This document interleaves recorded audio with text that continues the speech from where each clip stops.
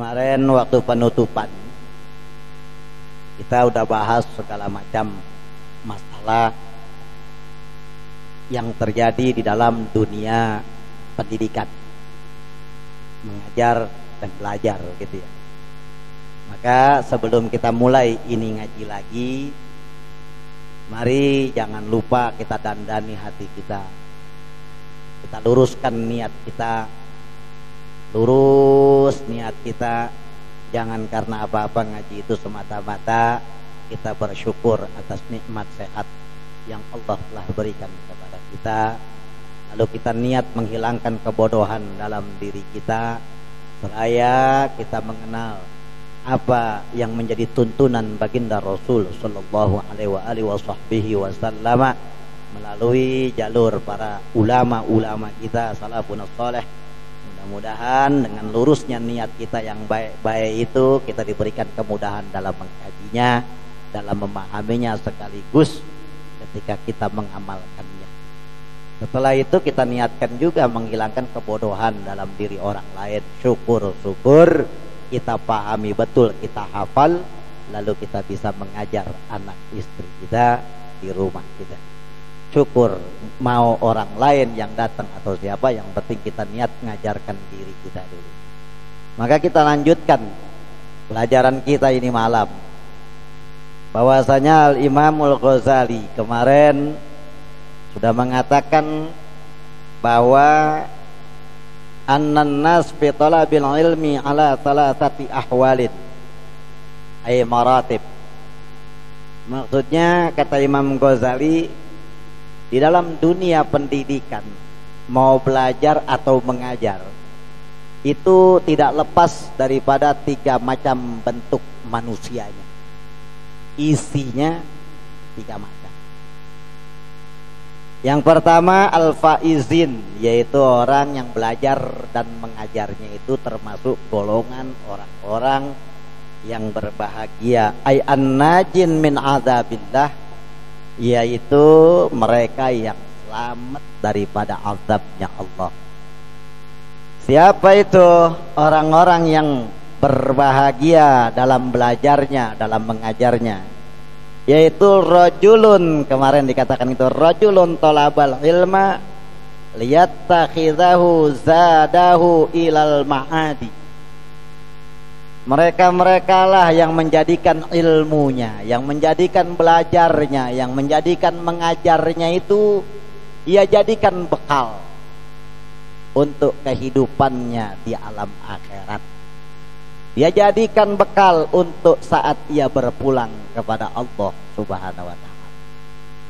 Ini orang-orang yang masuk dalam kriteria orang yang berbahagia, yaitu orang-orang yang liyattakhidhahu zadahu ilal ma'adi, yang selalu menjadikan ilmunya, menjadikan belajarnya, menjadikan mengajarnya, kegiatan-kegiatan keilmuannya itu ia jadikan sebagai bekal untuk kehidupan sesudahnya ia hidup di alam dunia, yaitu kematian akhirat, akhirah. Fa'innaha ma'adul khalqi, karena memang tujuan akhir kita ini bukan dunia, bukan tua kita, bukan masa usia 100 tahun kita, 60 tahun kita, bukan. Buat yang kecil-kecil, buat yang masih muda, yang di bawah belasan tahun, bahwa akhir daripada puncak perjalanan kita itu bukan ketika kita kawin, ketika kita punya anak, ketika kita punya istri, punya cucu atau apapun, bukan. Tetapi ketika kita dipanggil oleh Allah Subhanahu wa ta'ala dan kita terbujur kaku tak berdaya dan dipendam, dimasukkan ke alam kubur, ini adalah tempat transit kita alam kubur, itu alamul barzah. Jadi akhirat ini tempat kembali kita. Lalu kemudian walam yaqsud bihi illa wajhallah wa darul akhirah, fahadha minal faizin. Kemarin dikatakan begitu. Tidak lain dan tidak bukan cita-citanya dalam masalah keilmuan, dalam masalah dia belajar, dalam masalah ia mengajar, kegiatan-kegiatan keilmuannya itu tidak lain dan tidak bukan ia niatkan dan ia tujukan semata-mata mencari keridhaannya Allah Subhanahu wa taala. Makanya tadi dikasih niatnya saya sama Habib Salim Syatiri itu dikasih bahwa ibtigha'a wajhillahi wa ridahu wa qurbihi wa tawabi. Lalu Allahumma yaman maqalidul umur. Memang ngaji itu susah, laksana perkara yang dibundel. Al ilmu batiul lizam, keras ilmu itu. Makanya dia tidak bisa digapai dengan mimpi-mimpi, tidak bisa digapai dengan anak panah, tetapi ilmu itu hanya bisa digapai dengan belajar. Berat. Tidak peduli la yurasu anil aba'i wal a'mam. Ilmu itu enggak bisa diwarisin dari paman, dari bapak, dari keponakan yang mungkin sakti lalu ditelurkan kepada kita karena kita udah tua yang jadi pamannya, terus biar kita alim, enggak bisa. Enggak bisa. Mau cucunya wali kalau nggak belajar geblek-geblek juga, bego-bego juga. Mau anaknya Habib lagi, mau anaknya kiai besar, mau wali lagi, kalau nggak ngaji, sekali lagi kalau nggak ngaji tidak akan pernah bisa. Jadi harus betul-betul. Nah, makanya kita jadikan semua kegiatan kita itu wajh Allah, wadarul akhirah, kita niatkan untuk akhirat kita. Makanya orang-orang yang seperti inilah yang termasuk minal faizin ay an-najin min adabillahi ta'ala. Inilah orang-orang yang selamat daripada azab Allah. Oh, kalau begitu ada orang ngaji nuntut ilmu agama tapi tetap dapat azab Allah. Kalau kita baca ini berarti ada yang model begitu, ada. Kenapa? Buktinya ada yang diklasifikasi, ada yang dibedakan. Ada orang yang ngaji, belajar, mengajarnya selamat daripada azab Allah. Ada orang yang belajar, mengaji dan mengajarnya itu tetap dapat azab Allah. Nah, makanya yang pertama adalah al-faizin. Yang kedua al-mukhatirin. Kemarin kan sudah saya jabarkan tuh. Nanti kita jabarkan tuh al-mukhatirin, sudah masuk kita. Ini baru kita bahas al-faizin. Karena kemarin dikatakan 3, al-faizin, al-mukhatirin, al-halikin. Yang pertama, mereka lah orang-orang yang bahagia. Yang kedua, mereka orang-orang yang memprihatinkan, yang berada dalam pengawasan, yang tertaklek hidupnya, matinya, keselamatannya di dunia dan di akhirat itu tergantung masyiatillah. Makanya di ratib ada tuh, ratibul hadat, bismillah walhamdulillah wal khairu wasyarru bimasyiatillah. Ini mukhatirin, masuknya nanti ke situ. Nanti kita bahas pelan-pelan. Lalu yang terakhir, yang ketiga itu adalah minal halikin. Mereka lah orang-orang yang ngajinya, belajarnya, mengajarnya, dakwahnya, sekalipun dia pakai udeng-udeng segede ban Vespa, pakai jubah, tetap dia dikatakan minal halikin. Apa itu minal halikin? Besok kita bahas. Yang penting sekarang kita kupas adalah minal faizin, yaitu minal faizin seperti tadi. Lalu kemudian kata lain, sebutan lain daripada orang-orang yang faizin dan dalam masalah dunia pendidikan, kata-kata lain, kata sebutan lain untuk orang-orang yang berbahagia adalah mereka mendapat gelar alimil akhirah. Inilah orang-orang alim akhirat. Lalu dia jadi ulamaul akhirah, bukan ulama amplop. Wa ulama'uhum yauma idzin fi amplopihim. Sekarang ulama di amplop adanya. Wa fi berkatihim, wa fi parselihim, wa fi pisang ambonihim, wa fi gomisihim, wa fi sorbanihim, wa fi gayanihim. Gaya-gayaan aja udah. Nah, kalau sekarang ini ulama-ulama yang ulamaul akhirah adalah kata lain daripada al-faizin menurut Imamul Ghazali. Imamul Ghazali mengatakan al-faizin mereka lah orang-orang yang berbahagia, yaitu yang sering kita katakan ulamaul akhirah. Lalu kemudian ulama akhirat itu ada berapa tanda? Wa alamatu alimil akhirah salah satu. Ulama akhirat itu tandanya 3. Ini diberikan oleh Imam Nawawi Al-Bantani di dalam kitab Maraqil Ubudiyah halaman 6 jelas bahwa ada mutalabid dunya bil ilm wa kaunu qasdi bil istighal bil ulum naila sa'adatul akhirah. Yang pertama, tanda ulama akhirat itu adalah mereka-mereka yang mencari ilmu dan ilmunya, mengajarnya, belajarnya, dia tidak untuk mengkeruk harta dunia, tidak mengkeruk urusan dunia, tidak untuk mencari menggapai urusan dunia, entahkah itu pangkat, jabatan, tahta, kedudukan, dihormati orang, dimuliakan orang, tidak itu yang dia cari. Qasdnya dia adalah hanya untuk naila sa'adatil akhirah, untuk menggapai kebahagiaan di akhirat. Dia ingin mati dalam keadaan husnul khatimah. Nah, ini tanda pertama. Ulama akhirat berat, kelihatannya gampang, minimal kalau kita nggak bisa jalanin, jangan suka ngecengin orang, jangan suka ngatain orang, jangan suka menghina orang, sok-sokan dia, jangan begitu. Kata Imam Syafi'i, uhibbus sholihin walastu minhum, tetap dia cinta kepada orang soleh walaupun kita tidak mampu seperti mereka. Nah, orang-orang yang seperti ini apa ada? Ada banyak di antara kita, cuman mastur, hanya Allah dan dia yang tahu. Kenapa? Bisa jadi di antara kita ini ada, kita nggak tahu. Mudah-mudahan kita semua dijadikan orang-orang yang selalu mengedepankan kebahagiaan kehidupan di akhirat. Ini tanda pertama. Yang kedua, fayakunu mu'taniyan bi ilmil batin sa'isan liqalbihi bi mujahadatin nafs. Ini kriteria yang kedua, tanda yang kedua daripada orang disebut ulama akhirat, daripada tandanya dia disebut sebagai orang yang berbahagia.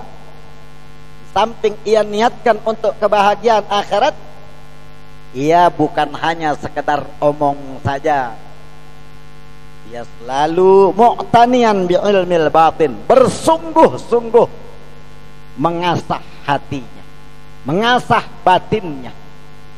Dia memahami betul tentang kondisi hatinya, sakit hati, penyakit hati, apa hati, semua dia tahu. Dan dia tata betul, sa'isan liqalbih, dia tata dia punya hati. Dia tata, dia sibuk menata hatinya, bukan sibuk menata dirinya. Bukan hanya pandai membuat udang-udang yang cantik, indah, sampai nampak seperti ganteng, bukan. Tetapi ia sibuk menata hatinya, ia sibuk memperbaiki batinnya. Jangan sampai ujub, jangan sampai takabur, jangan sampai riya, jangan sampai sum'ah, jangan sampai mencari niat yang macam-macam dunia urusan. Sa'isan liqalbih, dia selalu menata punya hati. Sa'isan liqalbih, dengan apa? Bi mujahadatin nafas, yaitu dengan bersungguh-sungguh mujahadah kepada Allah Subhanahu wa taala, mengekang, mengendalikan nafsunya. Enggak tidur mulu, ngaku ulama, ngaku alim ulama selingkungan, alim ulama setempat, pengennya dicium tangannya, tapi kerjaannya tidur mulu, sekalinya melek bangun urusan ngobek. Ada yang begitu, Ustadz urusan ngobek dia getol, giliran undangan nanya amplop ada berapa jatah gua, kurang dia telepon panitia, ini Ustadz geblek yang begitu nih. Jadi ulama akhirat, kalau kita pengen disebut ulama akhirat, kita tata batin kita. Dengan apa? Tengah malam dia bangun, jalankan sholat hajat, jalankan sholat tasbih, jalankan sholat taubat, baca Quran, baca wirid, mutola'ah kitab, apapun. Dan tidak karena si fulan, tidak karena si orang, karena diri ingin dikatakan orang alim, tidak. Tidak dilihat orang atau dilihat orang kagak ada urusan. Yang penting emang itu udah menjadi rutinitas. Ini mujahadatun nafsi. Kadang-kadang kan kita sok-sokan. Gua gak enak nih kalau dia mana di tempat orang bener. Kalau gua sih gak mau gua. Begitu ada orang aja kita tinggalin itu amalia, rutinitas kita. Kenapa? Ngeri ketahuan orang ntar dikata apa lagi. Nah, sebetulnya yang namanya riya itu bukan hanya melaksanakan satu perbuatan baik dengan niat ingin dilihat dan didengar orang, tetapi meninggalkan beramal sebab takut ada orang lain, sebab takut dikatakan orang lain. Ini lebih parah daripada riya, bahkan dikatakan syirik, karena takut kepada orang. Ini hati-hati. Dia beramal karena orang, ya, tapi dia tidak beramal karena orang. Hati-hati. Ini lebih rusak daripada riya. Jadi kalau kita ini bagaimana caranya? Tetap sa'isan liqalbih mu'taniyan bi'ilmil batin. Kita bersungguh-sungguh mengolah batin. Yang punya hizib, baca hizibnya. Yang biasa ngamalkan ratib, amalkan ratibnya. Yang biasa baca ratibnya 10 kali, tingkatin ratibul atos wa ratibul haddad 41 kali sedudukan. Gak apa-apa kalau kuat. Kenapa gak boleh? Boleh. Ada gurunya, ada sanadnya. Dulu saya dikasih oleh Habib Abu Bakar bin Abdullah bin Mohsin Al-Atos Keramat Empang. Yang kalau kita ke Keramat Empang makamnya di belakang situ, sebelah paling pojok sini. Itu guru saya. Suruh baca kalau ente punya hajat yang banyak, besar, perfet, yang punya rumah, wak kawin, gak punya rumah, modal orang tua gak ada punya, mau bisnis, baca Ratibul Atas 41 kali sedudukan. Mulai dari mana? Fatihah dulu, langsung dari Lau Anzalna sampai Pansurna Al-Qaumil Kafirin, itu yang terakhirnya. Ulangin lagi Lau Anzalna sampai Pansurna Al-Qaumil Kafirin. Allah, hajat kita segede gunung sekalipun akan dikabulkan oleh Allah Subhanahu wa taala bi barakati qutbil anfas Al-Habib Umar bin Abdurrahman Al-Abbas. Itu termasuk ijazah redho saya. Amalkan. Kalau memang ada yang pengen, silakan. Wah, mujahadatun nafs. Niatnya bagaimana? Ya Allah, saya ini butuh uang, punya utang, anak saya sakit, istri saya sakit, istri saya cemberut terus. Ya Allah, kalau saya kagak punya duit, ngomong sama Allah, ngomong. Ya Allah, bini marah-marah mulu, lagi sembahyang, kita nih berdoa. Saya, ya Allah, kalau nggak punya duit, bini saya ngelawan sama saya. Ya Allah, nanti kalau saya biarkan bini saya ngelawan terus, ya Allah, yang dosakan saya juga. Ya Allah, begitu. Tolong ya Allah, emang pengennya dia duit, kasih saya duit biar bisa ngasih bini saya, biar dia kagak ngomel-ngomel lagi. Ini bagus, termasuk menjaga keluarga kita. Jangan udahlah kita marah-marah bini, emang kita kagak kerja, nggak ngapain, nggak punya duit, kita ngikut emosi, akhirnya bercerai. Jangan. Jadi tetap kita jaga. Kalau kita punya hajat, kita minta kepada Allah Subhanahu wa taala. Tujuannya apa? Emang anak dan istri adalah kewajiban kita. Maka kita berupaya. Bagaimana caranya? Kerja belum dapat, penghasilan belum mapan, minta kepada Allah, jangan pernah berhenti. Minta. Bagaimana caranya? Biwasitatil ilm. Kita pakai ilmu, punya zikiran-zikiran. Kita orang Nahdlatul Ulama, kita orang NU, kita orang pesantren, kita baca, itu wiridan kita. Yang punya hizib, baca hizib. Yang punya solawat, baca solawat. Begitu banyak tuntunan doa-doa. Tapi ingat, jangan pengen sakti. Kalinya wirid, pengen sakti biar kebal. Kalinya wirid, biar cewek demen, biar laki tunduk. Kagak bener ini. Jadi kita biar mantep, biar bagus. Bagaimana caranya? Mujahadatun nafs, kata batin kita. Makanya di situ dikatakan mu'taniyan bi'ilmil batin, Sa'isan liqalbihi bimujahadatin nafs. Dengan zikir-zikir, dengan sholat, dengan sholawat yang banyak, mantapkan batin kita, kokohkan kita punya batin, agar enggak teor-teor kalau kata orang Betawi. Ini tanda ulama akhirat. Enggak tidur mulu, enggak ribut pepesan kosong terus, enggak berantem terus. Tata batinnya. Kalau ada ulama yang disebut kiai kah, disebut tokoh masyarakat kah, yang disebut ustadz kah di kampung situ, masih suka usil ngatain anak-anak muda yang alim baru pulang pesantren, pengen dia ngajar, terus diganggu sama orang-orang yang seperti itu yang sudah kesebutnya ulama, maka awasin ini ulama kadang-kadang mujahadatun nafsnya nggak bener, bisa jadi dia menjadi ulama dunia, bukan ulama akhirah. Lalu dia ulama akhirah bahagia melihat orang anak muda dengan ilmu yang dia miliki tampil di tengah-tengah kampungnya, mendampingi perjuangannya. Hebat. Nggak ada kecemburuan, nggak ada kesirikan, nggak ada dengki, nggak ada iri, nggak ada. Bismillah, gandeng bersama, duduk bersama, musyawarah bersama. Ini tanda ulama akhirah. Lalu kemudian yang ketiga, tanda daripada ulama akhirat adalah kaunu i'timaduh fil ulum ala tibai sahibi syariah fi af'alihi wa aqwalihi. Mereka berpegangan kepada apa? Kepada sahibi syariah, kepada baginda Rasul sallallahu alaihi wa alihi wa sahbihi wasallam fi af'alihi wa aqwalihi. Berat di kata-katanya dan di perbuatannya kita ikutin Rasulullah. Ya Allah, guru saya Buya Dimyati waktu ngaji itu sampai bilang saya nggak sanggup mengikuti akhlak mulianya Rasulullah. Sekali berbeliau nggak sanggup, bagaimana kita yang caremen, yang dosa kita banyak. Akhirnya bagaimana? Cintai saja orang-orang alim. Kita berupaya semaksimal mungkin semampu kita, lalu kita mencintai dan banyak husnudzon kepada ulama-ulama.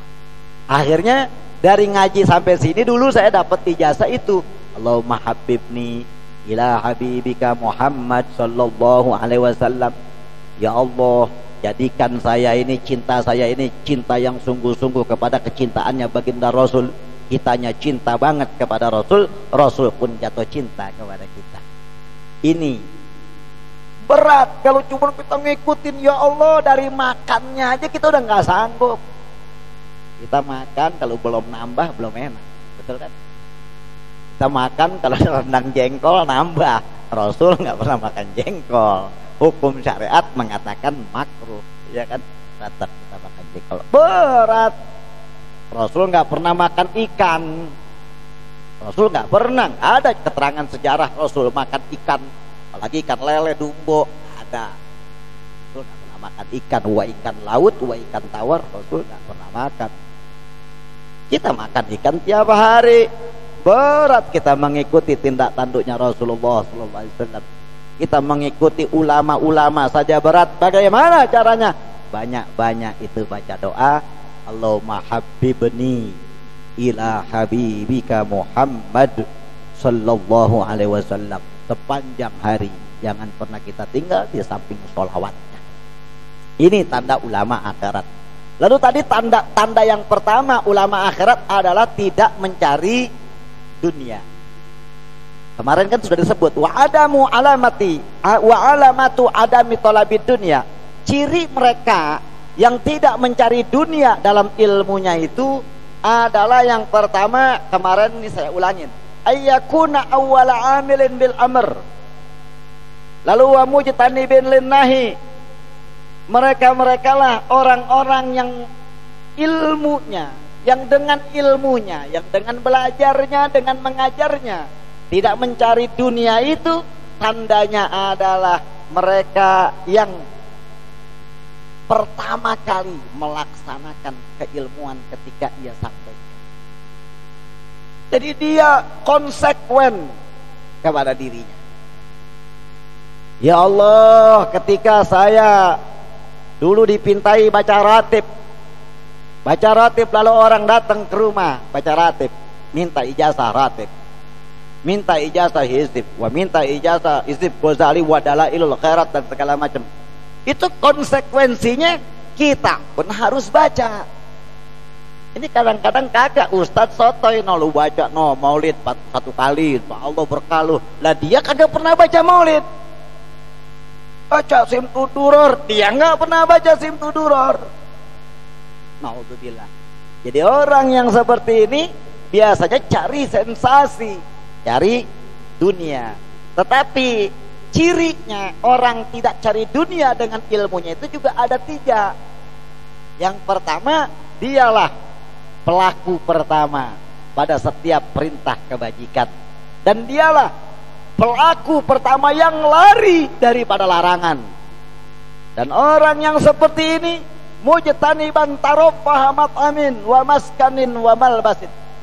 Mereka tidak disibukkan dengan hal-hal yang bersifat makanan, yang bersifat tempat, yang bersifat pakaian. Dia tidak sibuk dengan itu. Nggak sibuk dengan penampilan, nggak sibuk dengan berkat, nggak sibuk dengan amplop, nggak sibuk dengan tempat. Orang mau banyak mau kagak yang ngaji, tetap jadwal ngaji, tetap ngaji, nggak ada cerita. Mau bagaimanapun kondisinya, dialah ayyakuna mujtaniban taraffaha mat'amin wa maskanin wa malbasin. Mereka meninggalkan jauh-jauh kesenangan-kesenangan yang bersifat makanan, yang bersifat pakaian, dan yang bersifat tempat. Ia tinggalkan itu. Jadi kiai, jadi ustadz, jadi muallim, jadi santri, enggak ribut makanan mulu. Wah, di sono mah enak, kebulinya mantep. Nyok kita ngaji yuk, rame-rame ke rumah Habib. Kebulinya gede-gede pahanya. Ada yang begitu, ada. Kenapa cari makan mereka? Maka mereka diperlakukan sama Habib pun dikasih makan aja yang banyak. Sama guru-gurunya nggak dikasih ilmu. Wah mondok, wah ngaji, majlis zikir udah ngikut 3 tahun, 4 tahun, 5 tahun. Sibuk kemana-mana, ikut ngaji ke sana sama Habib, ikut ngaji sana sama kiai. Wala ilim, wala amal tidak ada, amal tidak, ilmu tidak. Wah ditanya bab wudu nggak tahu. Kenapa? Yang dia ributkan hanya makanan, yang dia ributkan hanya pakaian. Wah seragam, pakai jaket hitam rame-rame, konvoy pakai bendera. Apalagi sekarang ada bendera ISIS. Hati tuh, ISIS tuh bukan Islam tuh. ISIS bukan Islam. Syiah juga saya sanksi, itu Islam atau bukan. Karena saya mendalami Syiah lama, tapi bukan termasuk nyebur ke dalam Syiah, bukan. Saya cuma mengkaji ajaran Syiah apa benar atau tidak. Saya teliti 3 tahun. Ternyata menyimpang daripada ajaran Islam yang dibawa oleh baginda Rasul sallallahu alaihi wasallam. Begitu juga Wahabi, sama. Dia juga menyimpang daripada ajaran baginda Rasul sallallahu alaihi wasallam. Sempalan ekstremisnya Wahabi adalah ISIS. Wahabi punya pasukan radikal. Nah, radikalnya Wahabi itu ISIS. Hati-hati, bendung lingkungan kita, jangan sampai mereka masuk, apalagi masuk ke dalam keluarga kita. Hati-hati, bentengi keluarga kita, bentengi anak kita. Ngaji kudu jelas, kudu jelas, kudu jelas.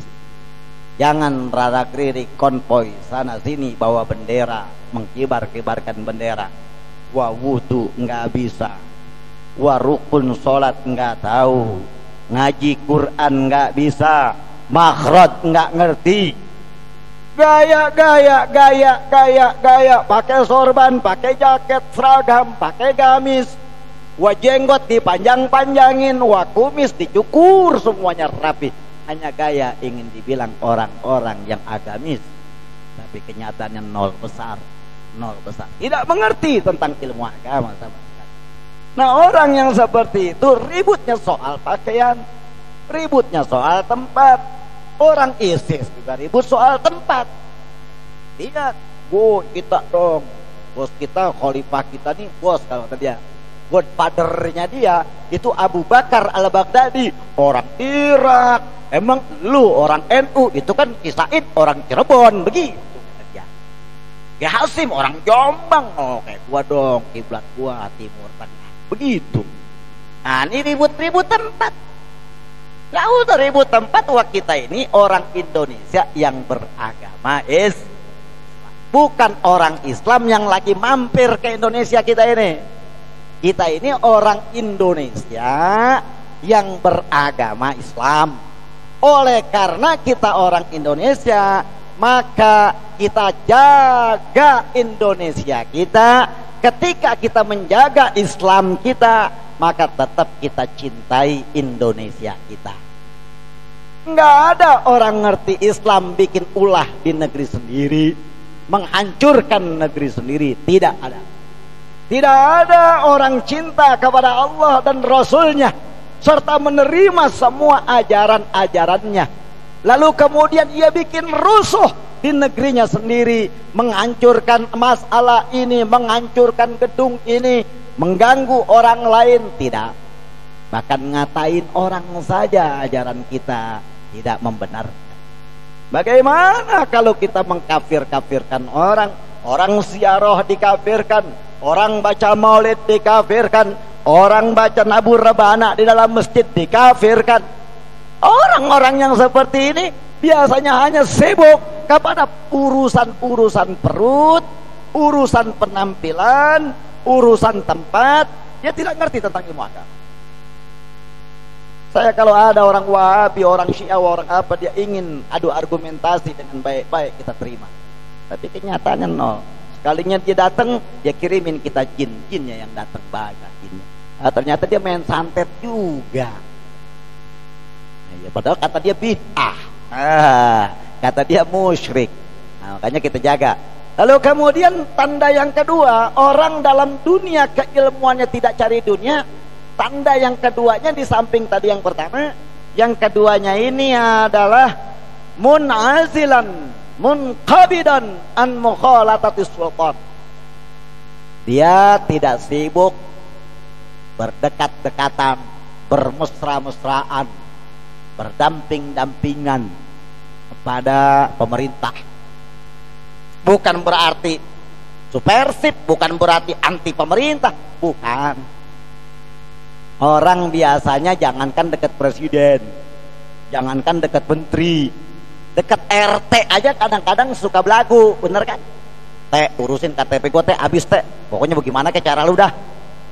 Pengennya dilayanin. Begitu kurang dihargain sama RT, kata RT, ini 50.000 Ustaz. Marah dia, lu teh nggak ngargain gue sekali. Kan banyak tuh, banyak. Itu baru bicara RT. Itu baru bicara orang ronda. Kadang-kadang orang ronda, Pak Ustad, ronda Pak Ustad, lu nggak mandang gue sekali, masa Ustad disuruh ronda? Banyak di kampung kita. Berani mentaroan gua. Ini nggak boleh kita deket-deket sama sultan, sama politikus, sebetulnya tidak boleh. Mujtaniban munqabidan an mukhalatatis sultan. Jauh-jauhlah daripada sultan. Jauh-jauhlah daripada presiden, daripada menteri, bupati. Illa kecuali, ngetin nih, inushin lahu, menasehati mereka, bikin kebijakan yang tidak mengenakan masyarakat. Tekor, tugas ulama. Mau dibayar nggak dibayar, mau disogok agak mau dia tolak, tetap masyarakat kedepankan. Hebat. Politikus nggak bener, janji doang, paranin. Kemarin waktu lu kampanye, janji lu di kampung gua bagaimana, nyatanya sekarang lu udah jadi, lu tinggal begitu aja. Salam juga kagak, minal aidin wal faizin, lebaran juga kagak. Kan banyak kan politikus begitu. Itu caleg datang ke pesantren, datang kiai, datang ke habib, minta doa, minta wirid, ya roh, dibela-belain kemana juga. Udah jadi wala salam wala kalam, nggak ada salam, nggak ada omongan sama sekali. Habis.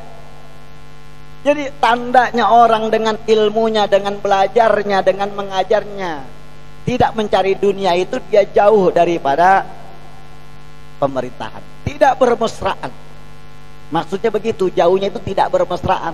Boleh kenal nggak apa-apa, kenal presiden nggak apa-apa. Kalau yang demen nama Jokowi, kenalan nama Jokowi nggak apa-apa, nggak apa-apa. Kalau gua nggak demen, ilalinusin lahu, kecuali kita nasihati mereka.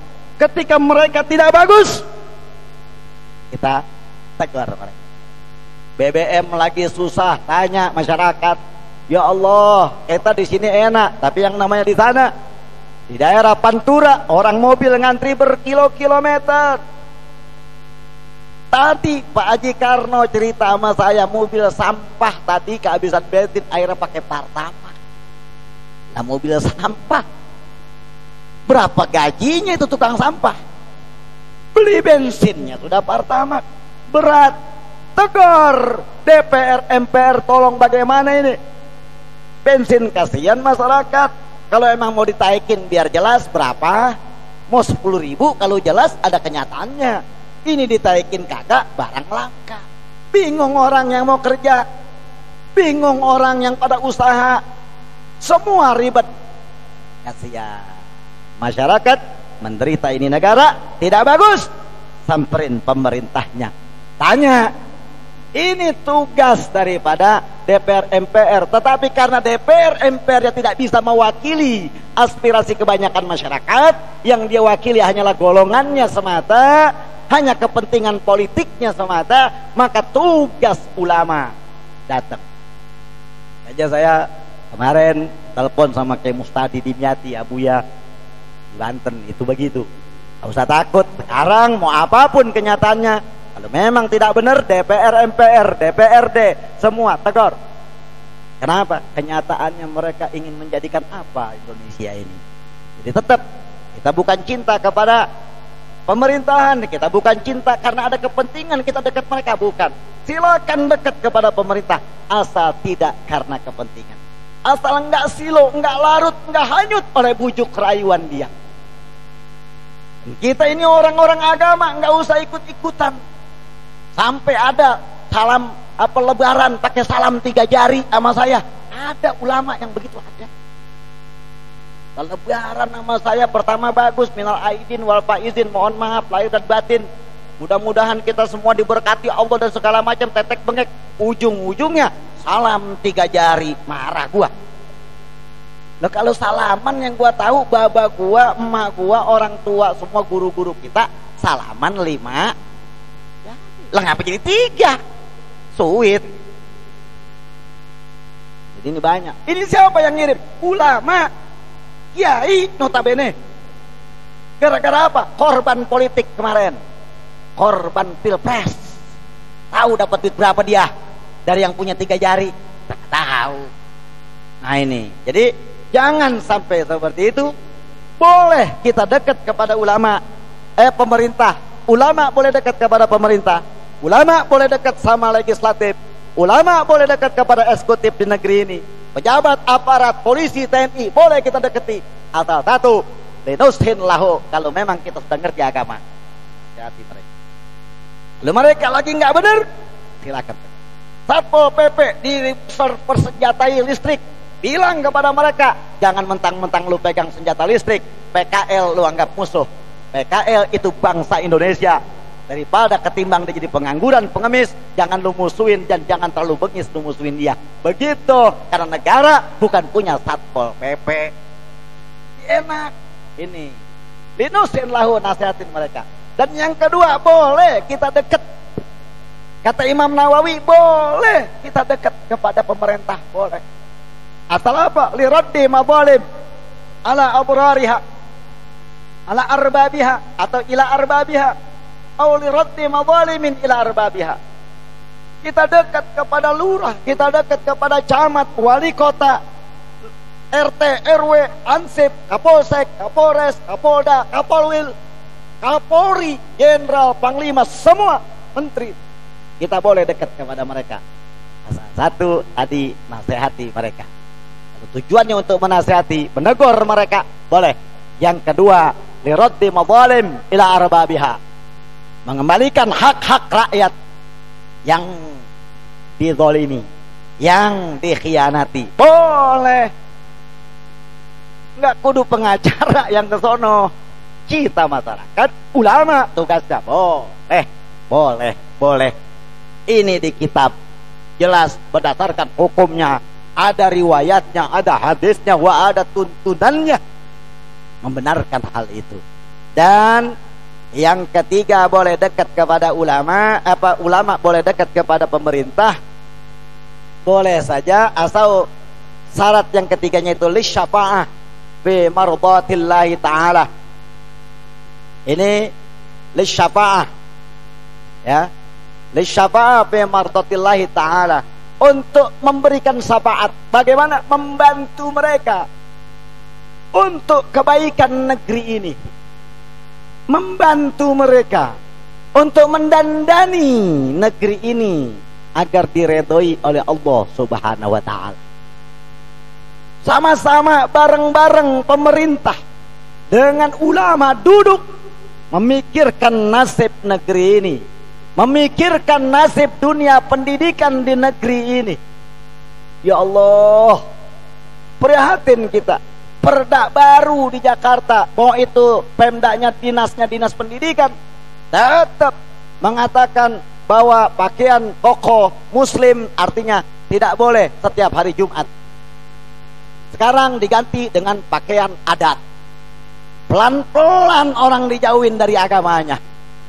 Pelan-pelan anak TK nggak dikenalin, sampai jangankan Al-Qur'annya, jangankan akidahnya, jangankan sholat Tuhan Nabinya, tapi pakaian muslimnya jangan sampai kenal.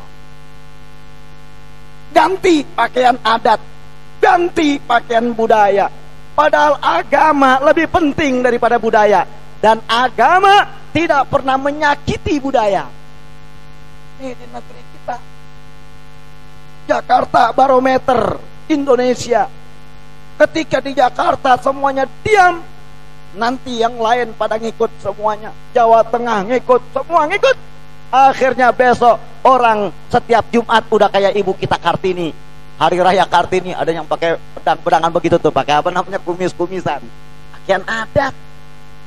Lah pakaian adat kan kalau orang Aceh bawa rencong, betul kan? Akhirnya besok pada bawa rencong, bawa golok.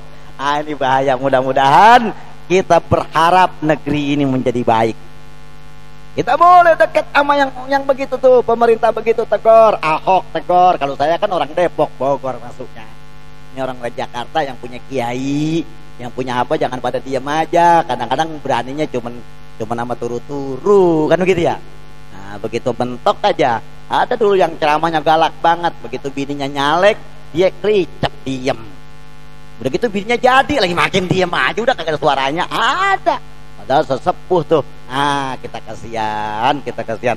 Dan yang ketiga, orang yang dengan ilmunya, yang dengan belajarnya, dengan mengajarnya, tidak mencari dunia. Tandanya yang ketiga itu apa? Allah yakuna musari'an ilal fatawa, ka'iyatullah ala man huwa a'lama minhu.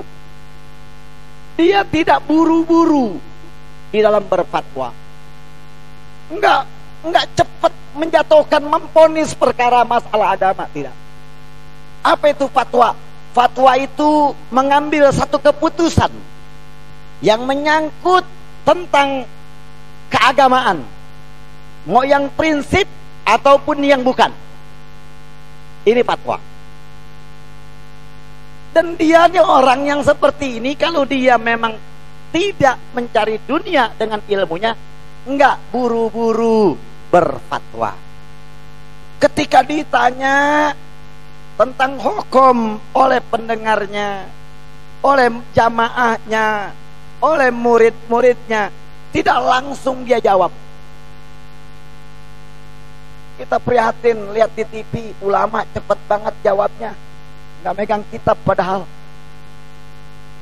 ditanya, bagaimana ibu, kita majlis zikir, Ustadz, ini Ustadz top deh, majlis zikir, saya ikut majlis zikir, dan ketepatan zikirnya itu majlisnya adanya di dalam masjid, sedangkan saya lagi head. Apa dijawab? Nggak apa-apa ibu, yang penting pakai softtek, nggak netes. Ini Ustadz bego, Ustadz tolol, masuk TV. Padahal yang namanya orang junub nggak boleh masuk masjid. Yang namanya orang junub berhadas besar, dia punya head, hadas besar. Bukan soal netes, bukan soal pakai softtek, tapi dia punya hadas besar, tidak boleh netep di masjid. Kalau zikir sih nggak apa-apa memang, asal jangan dijaharkan. Orang punya hadas besar, kita lagi junub, orang perempuan lagi head, lagi nifas, berzikir kepada Allah. Mau yang dia zikirkan Al-Fatihah surah, asal jangan niat baca Quran, zikir saja boleh. Tapi lihat tempatnya. Lah kalau zikirnya ngikut majlis zikir, lalu majlis zikirnya adanya di masjid, bagaimana ini? Nggak boleh, tetap tidak boleh. Orang haid, orang junub. Ini kemarin bulan puasa, saya dengernya itu ada ustadz ngomong kayak begitu. Saya telepon kagak masuk, susah banget itu TV di teleponnya. Tapi saya tandain orangnya kapan waktu Allah temuin saya sama dia, mau tanya aja itu udah. Lu ngaji fikih di mana? Nah, ini kita harus benar-benar. Jadi dia tidak gampang fatwa. Kalau ditanya sama orang, dia ditanya soal masalah tauhid kah, masalah fikih kah, masalah segala macam teologi, aliran-aliran usuluddin agama dan segala macam. Walaupun dia tahu, dia selalu ka'ayyadullah ala man huwa a'lama minhu. Dia selalu menunjukkan, memberikan rekomendasi.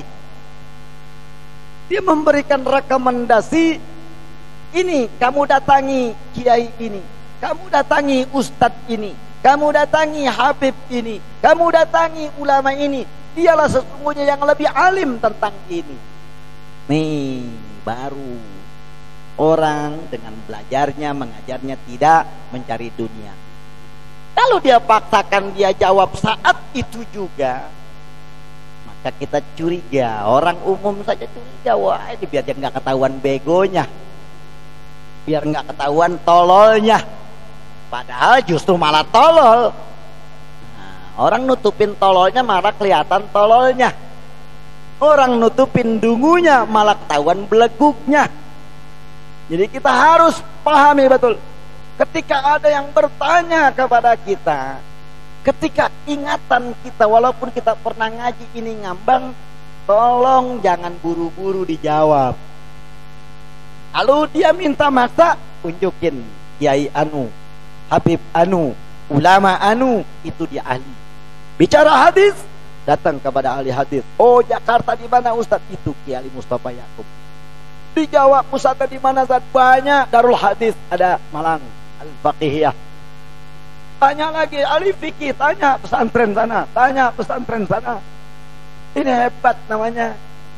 Baru dia jadi ustadz yang baik. Ihtiyat, hati-hati, pelihara diri. Jaga itu kita punya hati, jaga itu kita punya mulut. Hati-hati kita mengucapkan hukum salah, itu dosanya tidak akan pernah kita dimaafkan. Kenapa? Apalagi nanti disebarkan, apalagi nanti diikuti oleh anak dan istrinya, diikuti oleh masyarakatnya.